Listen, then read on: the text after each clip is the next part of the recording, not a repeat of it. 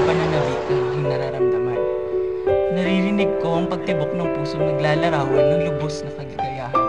Kaligayahan akin din namang natamo sa panandaliang pakikipagrelasyon. Simula kay Rose Ann, kay Mary Vic, kay Charlene,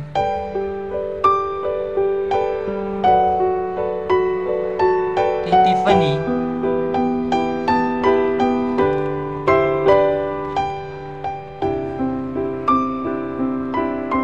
at higit sa lahat, kay Rhea. Si Rhea na minahal ko na higit pa sa iba. Siya ang nagdulot ng lubos na kasiyahan dahil walang kasing tamis ang bawat sandaling kapiling ko siya. Subalit hindi naging madali ang lahat. Ang mayabong na pagmamahalan ay napahira ng mga spekulasyon. Isang di pamilyar na babae ang biglang lumapit at napahayag ng mga salitang labis kong hinagulat. Pinaslang ang mga babaeng minsan ko nang minahal. Samot-saring mga bagay ngayon na naglalaro sa aking isip. Rhea! Asan ka na? Sa bahay ka na ba? Hindi mo naman alam yung bahay namin, di ba?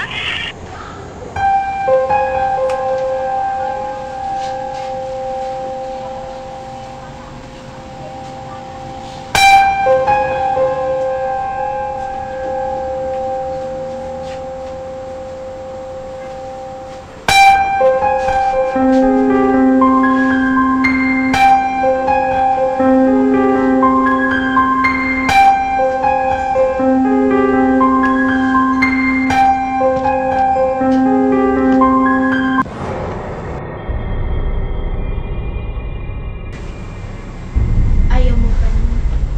Wala na sila. Dalawa na lang tayo. Hindi mo na ba ako naalala? Hindi mo na ba ako naalala?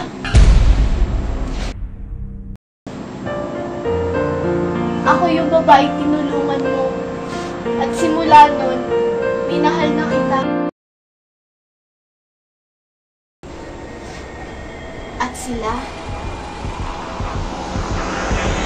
Pinatay ko sila!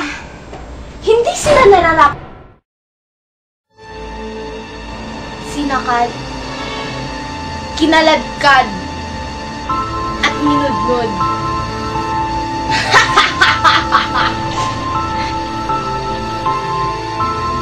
At yung panghuli, nagtaguan kami.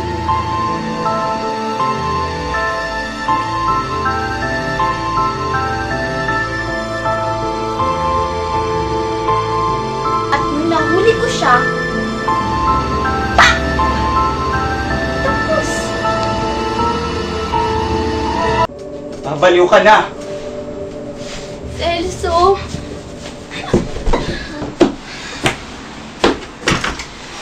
Celso, papatin ko talaga sarili ko. Hindi mo naman kaya mawala ako sa'yo, di ba? Hindi mo kaya! Hindi mo kaya!